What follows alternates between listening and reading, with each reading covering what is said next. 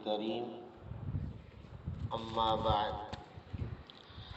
أعوذ بالله من الشيطان الرجيم بسم الله الرحمن الرحيم۔ ہمارے درس کا 24واں پارہ ہے۔ 24ویں پارے کی سورت ہے سورہ مومن۔ یہ بھی مکی سورت ہے۔ اس کی 85 آیات اور 9 رکوع ہے۔ یہ سورت حامیم سے شروع ہو رہی ہے اور اس سے اگلی بھی تقریباً یہ 7 صورتیں ایسی ہیں جو حامیم کے لفظ سے شروع ہو رہی ہیں۔ ان کو حوامیم سبعہ کہا جاتا ہے اور احادیث میں ان صورتوں کو قرآن کریم کی دلہنیں کہا گیا ہے۔ اس سورہ مومن میں فرعون کے خاندان کے ایک مومن آدمی کا تذکرہ ہے جس نے اپنی قوم کو سمجھایا تھا کہ موسیٰ علیہ السلام پہ ایمان لے آؤ، اس لیے اس سورت کا نام سورہ مومن ہے۔ اس سورت کے شروع میں اللہ تعالیٰ فرما رہے ہیں کہ ہم نے قرآن کریم میں تاثیر رکھی ہے، اگرچہ کافر ہی کیوں نہ ہو، لیکن اگر اس کا دل تعصب سے خالی ہے، اس کے دل میں تعصب نہیں ہے کسی قسم کا، کوئی خالی دماغ اور خالی دل کے ساتھ چاہے کافر ہی کیوں نہ ہو، اگر وہ بھی قرآن کریم کو سنے گا تو قرآن کریم اس پر بھی اثر کرے۔ اور ایمان والوں کی تو نشانی یہ ہے کہ جب وہ قرآن سنتے ہیں تو قرآن ان کے دلوں پر اثر کرتا ہے اور وہ قرآن کریم سے فائدہ اٹھاتے ہیں۔ تو اللہ فرما رہے ہیں قرآن کریم ساری انسانیت کے لیے ہدایت کا ذریعہ ہے، کافروں کے لیے بھی اور مسلمانوں کے لیے بھی۔ اور اس دور میں بھی، آج کل بھی پوری دنیا میں جو زیادہ لوگ زیادہ کافر مسلمان ہوتے ہیں وہ قرآن کریم کو سن کر مسلمان ہوتے ہیں۔ حضرت عمر رضی اللہ تعالیٰ مسلمان ہوئے کیسے ہوئے؟ قرآن سن کر۔ ان کی بہن قرآن پڑھ رہی تھی، حضرت عمر سے کسی نے کہا اللہ کے نبی کو قتل کرنے جا رہے تھے، تلوار ہاتھ میں تھی۔ کسی نے کہا عمر کہاں جا رہے ہو؟ کہا تمہارے نبی کو قتل کرنے جا رہا ہوں۔ کہا اچھا پہلے اپنے گھر کی خبر تو لو، تمہاری بہن اور تمہارا بہنوئی تو مسلمان ہو چکے ہیں۔ حضرت عمر غصے میں بہن کے گھر میں آئے، بہن نے دیکھا عمر آگے تو حضرت خباب بن ارد رضی اللہ تعالی عنہ ان کو قرآن کریم پڑھا رہے ہیں۔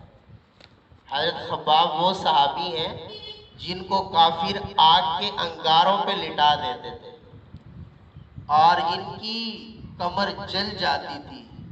جب ان کی چربی پگھلتی تھی تو آگ کے انگارے بجھتے تھے، کافر اتنا ظلم کرتے تھے، لیکن ایمان نہیں چھوڑا حضور کے ساتھ، جانیں قربان کر دی۔ حضرت خباب قرآن پڑھا رہے تھے، حضرت خباب نے دیکھا عمر آگے بڑے غصے میں ہیں۔ حضرت عمر کی بہن نے کہا اندر چھپ جاؤ۔ حضرت خباب اٹھے اندر چھپ گئے۔ حضرت عمر آئے، بہن سے پوچھا کیا کر رہے تھے؟ کہا ہم تو باتیں کر رہے تھے۔ انہوں نے اس لحاظ سے صحیح کہا کہ قرآن پڑھنے والا اپنے اللہ سے باتیں کر رہا ہوتا ہے۔ تو حضرت عمر نے کہا نہیں، میں نے سنا ہے تم مسلمان ہو گئے ہو، لہٰذا اپنے دین سے پھر جاؤ۔ تو اور بہن کو تھپڑ مارا۔ تو جب بہن نے تھپڑ کھایا تو پھر بہن نے کہا عمر سن، جس باپ کا تو بیٹا ہے اسی باپ کی میں بیٹی ہوں، جس ماں کا تو نے دودھ پیا ہے اسی ماں کا میں نے دودھ پیا ہے، اگر تو اپنے غلط دین کو نہیں چھوڑ سکتا تو میں اپنے سچے دین کو بھی نہیں چھوڑ سکتا۔ تو حضرت عمر پگھل گئے۔ کیا اچھا پڑھ کیا رہے تھے مجھے تو سناؤ؟ کہا وہ اللہ کا پاک کلام ہے، اس کو ناپاک لوگ نہیں چھو سکتے، ہاتھ نہیں لگا سکتے، پہلے غسل کرو، پاک ہو جاؤ، پھر تمہیں قرآن دکھائیں گے بھی صحیح اور سنائیں گے بھی صحیح۔ حضرت عمر غسل کر کے آئے قرآن کریم حضرت خباب نے پڑھ کر سنایا، حضرت عمر کے دل پر فوراً اثر ہوا، اللہ کے نبی کی دربار میں پہنچے اور حضور کا کلمہ پڑھ کے مسلمان۔ تو قرآن کریم میں آج بھی وہ تاثیر ہے، اگر کوئی خالی دل اور دماغ کے ساتھ کافر بھی آج قرآن کریم کو سنے تو قرآن کریم اس کے لیے بھی ہدایت کا ذریعہ بن جائے گا۔ آگے اللہ تعالیٰ کی 4 صفات اللہ نے اپنی یہاں بیان فرمائی ہیں۔ فرمایا پہلی صفت اللہ کی یہ ہے کہ اللہ معاف کرنے والے، بڑے سے بڑا گناہگار اللہ کی دربار میں آ جائے، توبہ کر لے، اللہ اس کو معاف کر دے۔ دوسرا فرمایا اللہ توبہ قبول کرنے والے بھی ہیں، یوں نہیں ہے کہ توبہ کا دروازہ بند ہے، نہیں، جب بھی آؤ توبہ کرو، توبہ کا دروازہ کھلا۔ اور فرمایا اگر اللہ جلال میں آ جائیں تو تیسری صفت پھر اللہ سخت سزا دینے والے بھی ہیں۔ اس لیے جس طرح اللہ کی رحمت سے آدمی کو امید ہونی چاہیے تو اللہ کے خوف سے آدمی کو ڈرنا بھی چاہیے۔ اور چوتھا فرمایا اللہ اپنے بندوں پر فضل فرمانے والے ہیں، احسان کا معاملہ فرمانے والے۔ آگے حملۃ العرش فرشتوں کا ذکر ہے۔ حملۃ العرش کا معنی ہوتا ہے یعنی وہ فرشتے جو اللہ کے عرش کے ارد گرد رہتے ہیں، جنہوں نے اللہ کے عرش کو اٹھایا ہوا ہے۔ پتہ نہیں کتنے سارے فرشتے ہیں جو اللہ کے عرش کے ارد گرد رہتے ہیں، ان کا ذکر فرمایا وہ فرشتے جو اللہ کے عرش کے ارد گرد رہتے ہیں، وہ فرشتے اللہ کا ذکر بھی کرتے ہیں، اللہ کی تسبیح بھی کرتے ہیں، اور فرمایا وہ فرشتے پتہ ہے کیا کرتے ہیں؟ فرمایا ایمان والوں کے لیے بخشش کی دعا بھی کرتے ہیں، چونکہ اللہ کے عرش کے قریب ہوتے ہیں، اللہ کے قریب ہوتے ہیں، تو پھر وہ اللہ سے کہتے رہتے ہیں اللہ جو آپ کے بندے ایمان لائے ہیں نا آپ ان کو معاف کر دیجئے۔ تو قرآن کہتا ہے وہ فرشتے جو عرش کے ارد گرد رہتے ہیں وہ ایمان والوں کے لیے اللہ سے بخشش کی دعائیں بھی کرتے رہتے ہیں۔ پھر آگے موسیٰ علیہ السلام کا ذکر فرمایا ہے، ان کا واقعہ بیان فرمایا ہے، پیچھے گزر چکا ہے۔ موسیٰ علیہ السلام کے واقعے کے ضمن میں یہ بات ارشاد فرمائی ہے، جب موسیٰ علیہ السلام نے آ کر فرعون کو اور فرعون کی قوم کو سمجھایا کہ کلمہ پڑھ لو، مسلمان ہو جاؤ، میں اللہ کا نبی بن کر آیا ہوں، تو فرعون تو بڑا متکبر تھا، کہتا میں تو انا ربکم الاعلی، میں تو خود رب ہوں، خود خدا ہوں۔ تو فرعون کے خاندان کا ایک آدمی تھا، وہ موسیٰ علیہ السلام پہ ایمان لا چکا تھا۔ جب فرعون نے موسیٰ علیہ السلام کو قتل کرنے کا مشورہ کیا، منصوبہ بنایا کہ موسیٰ کو قتل کر دینا چاہیے، تو یہ فرعون کے خاندان کا مومن آدمی جو ایمان لا چکا تھا یہ سامنے آیا۔ اس نے کہا تم موسیٰ علیہ السلام کو کیوں قتل کرتے ہو؟ وہ اللہ کے نبی ہیں اور تم اس لیے قتل کرتے ہو۔ ان کا جرم یہ ہے کہ وہ صرف یہ کہتے ہیں کہ میرا رب اللہ ہے، اللہ پر ایمان لاؤ، وہ ایمان اور دین کی دعوت دیتے ہیں، اس لیے تم موسیٰ علیہ السلام کو قتل کرنا چاہتے ہو۔ دیکھو موسیٰ علیہ السلام کو قتل نہ کرو، اگر موسیٰ علیہ السلام کو قتل کرو گے تو تباہ و برباد ہو جاؤ گے۔ تو اس کو فرعون کو خطرہ تو لائق ہو گیا کہ اب بغاوت شروع ہو گئی ہے، میرے خاندان سے بھی میرے خلاف لوگ اٹھ کھڑے ہوئے ہیں اور موسیٰ علیہ السلام کا ساتھ دے رہے ہیں۔ تو اس کی بات کو مذاق میں اڑانے کے لیے اس کا ایک وزیر تھا حامان، تو فرعون نے اپنے وزیر حامان سے مذاق کے طور پر کہا، موسیٰ کہتے ہیں جی میرا خدا ہے جو عرشوں پر ہے اور موسیٰ مجھے خدا نہیں مانتا، تو تم ایسا کرو ایک اونچی سی عمارت بناؤ، اونچی سی سیڑھی بناؤ، میں اس اونچی سی عمارت اور سیڑھی پر چڑھ کر ذرا اوپر جھانک کر موسیٰ کے خدا کو دیکھنا چاہتا ہوں کہ موسیٰ کا خدا کیسا ہے۔ تو یہ فرعون نے اللہ تعالیٰ کے بارے میں مذاق کا جملہ کہا اور اللہ کا مذاق اڑایا، تو پھر کیا ہوا؟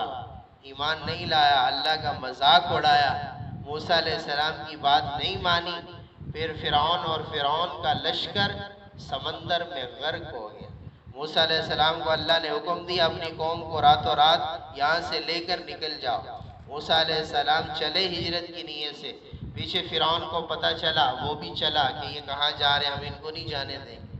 آگے دریائے نیل آ گیا، موسیٰ علیہ السلام کی قوم نے کہا موسیٰ آگے دریائے نیل ہے، پیچھے فرعون کا لشکر ہے، ہم کہاں جائیں گے؟ تو نبی کا ایمان کامل ہوتا ہے اللہ پر، اللہ کا حکم تھا. فرمایا اللہ کا حکم ہے، اللہ ہماری مدد کریں گے. دریائے نیل پہ پہنچے، اللہ نے فرمایا موسیٰ یہ تمہارے ہاتھ میں جو عصا اور لاٹھی ہے نا اس کو مارو. موسیٰ علیہ السلام نے مارا، 12 قبیلے تھے، 12 راستے بن گئے. پانی رک گیا، سمندر سے راستے بن گئے. موسیٰ علیہ السلام کی قوم گزر گئی. پیچھے سے فرعون آیا، اس نے کہا دیکھا نہیں ہے میں خدا ہوں، میں نے تمہارے لیے راستے بنا دیے. بس کیا ہوا، فرعون اور اس کی قوم سمندر کے درمیان میں پہنچی. اللہ نے پانی کو حکم دیا، پانی چلا، دریا چلا، فرعون اور اس کی ساری قوم پانی میں غرق. اللہ یہاں فرما رہے ہیں اب بھی صبح شام ان فرعونیوں پر عذاب پیش کیا جاتا ہے. اب بھی صبح شام وہ جہاں بھی ہیں، اپنی قبر میں ہیں، جہاں بھی ہیں، اللہ فرماتے ہیں اب بھی صبح شام وہ عذاب میں مبتلا رہتے ہیں. ان کو عذاب قبر ہوتا رہتا ہے اور یہ عذاب ان کو قیامت تک ہوتا رہے. اس سے یہ بھی معلوم ہوا کہ عذاب قبر بھی برحق ہے، قبر کا عذاب بھی برحق ہے اور قبر کی جزا بھی برحق ہے. جیسے حدیث میں نبی کریم صلی اللہ علیہ وسلم نے فرمایا جب نیک آدمی فوت ہوتا ہے اور قبر میں جاتا ہے تو قبر اس کے لیے کشادہ ہو جاتی ہے، وسیع ہو جاتی ہے، جنت سے کھڑکی کھول دی جاتی ہے، جنت کی نعمتیں شروع ہو جاتی ہیں اور اس سے کہا جاتا ہے ایسے سو جا جیسے دلہن سوتی ہے. یعنی جس طرح دلہن کو پہلی رات دلہا کے علاوہ کوئی اور نہیں جگاتا، فرمایا ایسے سو جا جیسے دلہن سوتی ہے. یعنی قیامت کے دن اب تجھے اللہ ہی جگائیں گے، اللہ کے سوا اور تجھے کوئی نہیں جگائے گا. تو نیک آدمی قبر میں آرام کی نیند سوتا ہے، پتہ ہی نہیں چلتا، قیامت قائم ہو جاتی ہے. اور جو برا ہوتا ہے، مجرم ہوتا ہے، جب وہ قبر میں جاتا ہے قبر تنگ ہو جاتی ہے، ایک طرف کی بستیاں دوسری میں گھس جاتی ہیں، سانپ مسلط کر دیے جاتے ہیں قبر میں، جہنم کا عذاب یہاں سے شروع ہو جاتا ہے اور قبر کہتی ہے میں تو تیرے انتظار میں تھی، اب تو میرے اندر آیا ہے تو پھر میرا برتاؤ بھی دیکھے گا. تو قبر میں اس لیے نبی اسلام نے فرمایا قبر کو مٹی کا ڈھیر نہ سمجھو، یا تو یہ جنت کے باغوں میں سے ایک باغ ہے یا جہنم کے گڑھوں میں سے ایک گڑھا ہے. اس لیے اللہ سے عذاب قبر سے بھی پناہ مانگنی چاہیے. نبی الاسلام کی جو دعائیں ہیں نبی الاسلام روزانہ پڑھتے تھے، ان میں ایک دعا یہ بھی ہے اللہ انی اعوذ بک من عذاب القبر، اے اللہ میں آپ سے عذاب قبر سے پناہ مانگتا ہوں. اور عذاب قبر سے حفاظت کے لیے نبی الاسلام نے فرمایا روزانہ رات کو سونے سے پہلے سورہ ملک پڑھ لیا کرو، اللہ اس کی برکت سے قبر کے عذاب سے محفوظ فرمائے. اللہ پاک ہم سب کو قبر کے عذاب سے محفوظ فرمائے. اور اللہ یہاں یہ بھی فرما رہے ہیں جب فرعونی مرے فرمایا نہ ان پر آسمان رویا نہ ان پر زمین رویا. جب کوئی برا آدمی دنیا سے جاتا ہے، کافر جاتا ہے، تو اس پر اللہ کی کوئی مخلوق نہیں روتی، بلکہ زمین بھی خوش ہوتی ہے کہ مجھ سے بوجھ اٹھ گیا، بدبخت آدمی مجھ سے اٹھ کر چلا گیا. آسمان بھی خوش ہوتا ہے. لیکن جب کوئی نیک آدمی دنیا سے جاتا ہے، نیک آدمی فوت ہوتا ہے، تو فرمایا اس کے فوت ہونے پہ اللہ کا آسمان بھی روتا ہے، اللہ کی زمین بھی روتی ہے، اللہ کی ساری مخلوق روتی ہے کہ آج نیک آدمی دنیا سے چلا گیا ہے، اس کی نیکی کے جو اثرات تھے وہ دنیا سے ختم ہو گئے ہیں. اس لیے فرمایا فرعونیوں پر کوئی نہیں رویا، بروں پر کوئی نہیں روتا، لیکن جب کوئی نیک آدمی فوت ہوتا ہے تو اللہ کی ساری مخلوق اس کے لیے. آگے اللہ تعالیٰ نے اپنی نعمتوں کا ذکر فرمایا ہے کہ ہم نے تمہیں بہت ساری نعمتیں عطا فرمائی ہیں، لیکن اللہ فرماتے ہیں کہ انسان بڑا ناشکرا ہے، ہماری نعمتوں کا شکر ادا نہیں کرتا. ہونا تو یہ چاہیے تھا کہ ہر نعمت پر اپنے اللہ کا شکر ادا کرنا چاہیے. آگے جو لوگ کافر ہیں ان سے کہا جا رہا ہے کہ گزشتہ قوموں کی بستیوں کو دیکھو، دنیا میں اب وہ بستیاں موجود ہیں، قوم عاد کی بستی، سمود کی بستی، جنہوں نے پہلے نبیوں کی بات نہیں مانی، اللہ نے پوری پوری بستیاں ہلاک کر دی، بستیوں کو اٹھا کر پٹخ دیا، فرشتے نے آ کر چیخ ماری، پوری بستیاں ہلاک ہو گئیں. اب بھی وہ بستیاں دنیا میں موجود ہیں. اللہ کافروں سے فرما رہے ہیں اگر تم عبرت حاصل کرنا چاہتے ہو تو ان ہلاک شدہ بستیوں کو جا کر دیکھو تاکہ تمہیں عبرت حاصل ہو. جو اللہ ان پہلے والے لوگوں کو ہلاک کر سکتا ہے وہ اللہ اگر تم ایمان نہیں لاؤ گے تو تمہیں بھی ہلاک کر سکتا ہے. آگے سورہ حامیم السجدہ شروع ہو رہی ہے. یہ بھی مکی صورت ہے، اس کی 54 آیات اور 6 رکوع ہیں۔ اس صورت کا ایک نام سورہ فصلت بھی ہے۔ اس صورت کا نام سورہ حامیم سجدہ اس لیے ہے کہ اس صورت میں آیت سجدہ موجود ہے۔ قرآن کریم میں کل 14 سجدے ہیں۔ 14 آیات قرآن کریم میں ایسی ہیں جن کو آیات سجدہ کہا جاتا ہے۔ کیا مطلب ہے؟ مطلب یہ ہے جب بھی کوئی آدمی اس آیت کو پڑھے یا اس آیت کو سنے تو اس پر سجدہ تلاوت کرنا واجب اور لازم ہوگا۔ لہٰذا جب بھی قرآن کریم میں سجدے کی آیت آئے، آدمی اس کو پڑھے تو سجدہ تلاوت کرنا چاہیے۔ یا کوئی تلاوت کر رہا ہے، اس سے آدمی نے آیت سجدہ سن لی ہے تو سننے کی وجہ سے بھی سجدہ لازم ہوتا ہے، پھر بھی اس کو سجدہ تلاوت کرنا چاہیے۔ تو قرآن کریم میں تقریباً 14 مقامات ایسے ہیں جہاں پر آیات سجدہ ہیں اور وہاں سجدہ کیا جاتا ہے۔ اس صورت کے شروع میں اللہ فرما رہے ہیں کہ رحم کرنے والے اللہ نے قرآن اتارا ہے۔ رحم کرنے والے اللہ نے قرآن اتارا ہے، اور اس لیے اتارا ہے تاکہ تم قرآن پڑھو، سمجھو، عمل کرو اور اللہ تم پر اپنا رحم نازل فرما دے۔ پھر اللہ فرما رہے ہیں قرآن کریم میں ہم نے سب کچھ واضح بیان کر دیا۔ قرآن کریم میں کوئی چیز مخفی اور چھپی ہوئی نہیں ہے۔ قرآن کریم میں جو چیز اجمال کے ساتھ تھی، حدیث میں نبی علیہ السلام نے اس کو وضاحت سے بیان فرما دیا۔ مثلا قرآن میں آیا نماز پڑھو، نماز قائم کرو۔ اب نماز پڑھنی کیسے؟ اللہ کے نبی نے پڑھ کے بتا دی، سکھا دی کہ نماز ایسے پڑھنی۔ تو جو حدیث ہے حقیقت میں یہ قرآن کریم کی تشریح ہے۔ نبی علیہ السلام کی جو حدیث اور سنت، یہ بھی حقیقت میں قرآن کریم کا حصہ ہے۔ تو اللہ فرماتے ہیں ہم نے قرآن کریم میں سب کچھ واضح بیان کر دیا ہے۔ قرآن کریم میں کوئی چیز چھپی ہوئی نہیں ہے۔ پھر بھی بڑے بدبخت ہیں وہ لوگ جو قرآن کریم سے اعراض کرتے ہیں اور قرآن کریم پر عمل نہیں کرتے۔ آگے نبی علیہ السلام نے اپنے بارے میں فرمایا، اور اللہ فرما رہے ہیں آپ لوگوں سے فرما دیں کہ میں کوئی فرشتہ نہیں ہوں، میں فرشتہ بھی نہیں ہوں، میں جنات میں سے بھی نہیں ہوں۔ قرآن کریم کی واضح آیات ہے یہاں۔ محبوب آپ فرما دیجئے، چونکہ پیچھے گزر چکا ہے، مکہ کے کافر کہتے تھے اگر اللہ نے نبی بنانا تھا تو کسی فرشتے کو نبی بنا کے بھیجتا۔ یہ تو ہمارے جیسے انسان کو نبی بنا کے بھیج دیا ہے جو مکہ میں چلتا بھی ہے، کھاتا بھی ہے، پیتا بھی ہے۔ تو اللہ فرما رہے نبی انسان ہی ہوتا ہے، لیکن یہ اور بات ہے کہ ہمارے جیسا انسان نبی نہیں ہوتا۔ نبی تو انسانوں میں سب سے اعلیٰ طبقہ ہوتا ہے، اور نبی وہ ہوتا ہے جس پر رب کی وحی آتی ہے، رب کا قرآن اترتا ہے، نبی سے اللہ باتیں کرتا ہے۔ تو یہاں فرمایا جا رہا ہے محبوب آپ ان سے فرما دیں میں فرشتہ بھی نہیں ہوں، میں جنات میں سے بھی نہیں ہوں۔ آپ فرشتہ بھی نہیں ہیں، جنات میں سے بھی نہیں ہیں، تو آپ فرما دیجئے میں بھی انسانوں میں سے ہوں، لیکن فرق یہ ہے تم بھی انسان ہو، میں بھی انسان ہوں، لیکن فرق یہ ہے کہ میں اللہ کا نبی ہوں اور مجھ پر اللہ کی وحی آتی ہے، مجھ پر اللہ کی کتاب اترتی ہے۔ آگے اللہ تعالیٰ نے قوم عاد اور قوم سمود کا انجام بیان فرمایا۔ میں نے عرض کیا تھا قوم عاد اور قوم سمود بڑی بڑی قومیں تھیں، ان کے بڑے بڑے قد تھے، بڑی طاقتور قومیں، اتنی طاقتور قومیں۔ یہ جو پہاڑ ہوتے ہیں نا، پہاڑ کتنا سخت ہوتا ہے، بغیر مشینری کے کاٹا نہیں جاتا۔ اتنے طاقتور تھے، اپنے ہاتھوں سے پہاڑوں میں مکان بنا لیتے تھے۔ اتنی طاقت اللہ نے ان قوموں کو عطا فرمائی۔ قوم عاد جو بڑے بڑے قد تھے، کھجور کے برابر، کھجور کے تنوں کے برابر، اتنی طاقت۔ لیکن یہ طاقت میں تکبر میں آ گئے کہ ہمارے جیسا کون ہے، ہم تو بڑے طاقتور ہیں۔ نبی کی بات نہیں مانی، اللہ کا عذاب آیا، فرشتہ آیا، چیخ ماری، ان کے کلیجے پھٹے، یہ مر گئے۔ قرآن کہتا ہے ایسے پڑے تھے جیسے کھجور کے تنے پڑے ہوتے ہیں۔ تو اللہ فرماتے ہیں یہ طاقت کے نشے میں آ گئے تھے، لیکن طاقت دینے والے اللہ کو بھول گئے تھے۔ یہ بھول گئے تھے کہ ہمارے اوپر بھی کوئی طاقت والی ذات ہے جس نے ہمیں یہ طاقت عطا فرمائی۔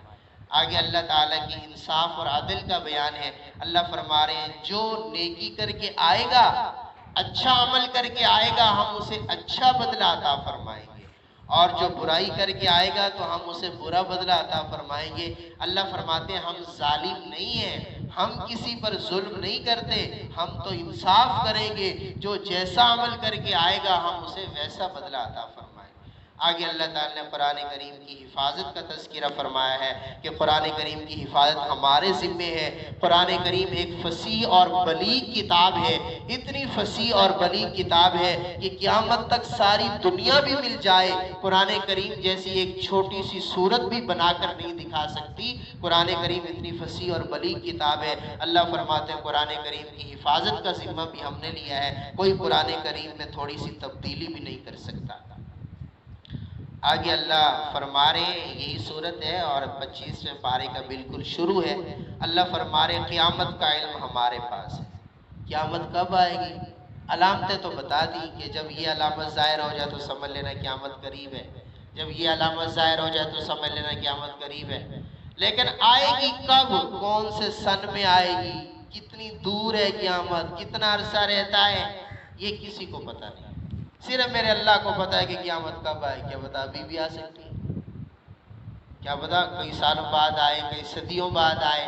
تو قیامت کا علم الیہ یرد علم الساعہ، اور میں قیامت کا علم صرف اللہ کے پاس ہے، اللہ کے علاوہ کسی اور کے پاس قیامت کا علم۔ پھل اللہ فرماتے ہیں پھل اپنے شگوفوں سے باہر نکلتا ہے۔ اللہ فرماتے ہیں یہ بھی پہلے سے ہمارے علم میں ہوتا ہے کہ یہ پھل صحیح ہوگا یا نہیں ہوگا، یہ پھل شگوفے سے باہر نکلے گا یا نہیں نکلے گا۔ اللہ فرماتے ہیں کوئی حاملہ عورت ہو یا جانور ہو، جب وہ حمل کے ساتھ ہوتی ہے پہلے سے ہمارے علم میں ہوتا ہے اسے حمل ہوگا یا نہیں ہوگا، اس کا بچہ پیدا ہوگا یا نہیں ہوگا۔ اللہ فرماتے ہیں یہ ساری چیزیں پہلے سے ہمارے علم میں ہوتی ہیں، جو کچھ ہو رہا ہے ہمارے علم کے مطابق ہو رہا ہے۔ آگے اللہ تعالیٰ نے انسان کی فطرت کو بیان کیا ہے۔ اللہ فرماتے ہیں اگر کبھی انسان کو خوشی مل جائے، کوئی نعمت مل جائے، پھر یہ بڑا اکڑنے لگ جاتا ہے، تکبر میں آ جاتا ہے، اللہ کو بھول جاتا ہے، پھر کہتا ہے جی میں نے یوں کیا تھا اس لیے یوں ہو گیا، میں نے یہ کام کیا تھا میرا کمال ہے، میں نے یوں کیا تھا اس لیے مجھے نقصان نہیں ہوا، میں نے یوں کیا تھا اس لیے مجھے نفع ہو گیا، میں نے یوں کیا تھا اس لیے میرا یہ کام ہو گیا۔ اللہ فرماتے ہیں جب کوئی خوشی مل جاتی ہے، نعمت مل جاتی ہے، پھر انسان اکڑنے لگ جاتا ہے، تکبر میں آ جاتا ہے، اپنے اللہ کو بھول جاتا ہے۔ اور اگر جب کوئی مصیبت آ جائے، بیماری میں پھنس جائے، پھر اللہ بڑی آ جاتے ہیں، پھر اللہ کو پکارتا ہے کہ اللہ اب مجھے شفا دے دے، اللہ مجھے اس نقصان سے نکال دے۔ تو اللہ فرماتے ہیں یہ انسان کی فطرت ہے، حالانکہ انسان کو ایسا کرنا نہیں چاہیے۔ اللہ فرماتے ہیں چاہے خوشی ہو، خوشی میں بھی اللہ کو یاد کرنا چاہیے، چاہے غمی ہو، غمی میں بھی اللہ کو یاد کرنا چاہیے۔ اگر اللہ کوئی نعمت عطا فرما دے تو اللہ کا شکر ادا کرنا چاہیے، اور اگر اللہ کی طرف سے مصیبت آ جائے تو اللہ کے لیے صبر کرنا چاہیے۔ اس صورت کے آخر میں پھر اللہ تعالی نے اپنی توحید کی اور اپنی قدرت کی نشانیاں بیان فرمائی ہیں۔ فرمایا اگر انسان کائنات میں غور و فکر کرے تو اسے ہماری قدرت کی نشانیاں سمجھ میں آئیں گی، اگر اپنی جان میں غور و فکر کرے قدرت کی نشانیاں سمجھ میں آئیں گی۔ مثال کے طور پر آدمی کے جسم کی کوئی چیز خراب ہو جائے، پوری دنیا کے ڈاکٹر جتنا زور لگا لے، جتنا پیسہ لگ جائے، بھلا ویسے کوئی چیز بنا سکتا ہے جیسے اللہ نے بنائی ہے؟ نہیں بنا سکتا۔ اللہ یہ فرماتے ہیں اگر آدمی اپنے جسم میں غور و فکر کرے، جسم کا پورا نظام چل رہا ہے، یہ ایک آنکھ ہے، کتنے لاکھ بلب اللہ نے اس میں لگائے ہیں، یہ رگوں میں خون دوڑ رہا ہے، کیسے دوڑ رہا ہے؟ آدمی غذا کھاتا ہے، فضلہ الگ جاتا ہے، خون الگ بنتا ہے، اس کی طاقت الگ بنتی ہے، یہ کیسے بن رہی ہے؟ ایسے بن رہی ہے، اس کو کون ہے بنانے والا؟ اللہ۔ اللہ فرماتے ہیں کائنات کا اتنا بڑا نظام ہے، خود بخود چل رہا ہے، آسمان ایسے بن گئے، زمینیں ایسے بن گئی؟ نہیں۔ اللہ فرماتے ہیں اگر تھوڑا سا بھی غور و فکر کرو گے تو ہماری قدرت سمجھ میں آئے گی کہ اس سارے جہان کو بنانے والی کوئی ذات ہے، اور وہ ذات اللہ تعالیٰ کی ذات ہے۔ اللہ ہم سب کو عمل کرے۔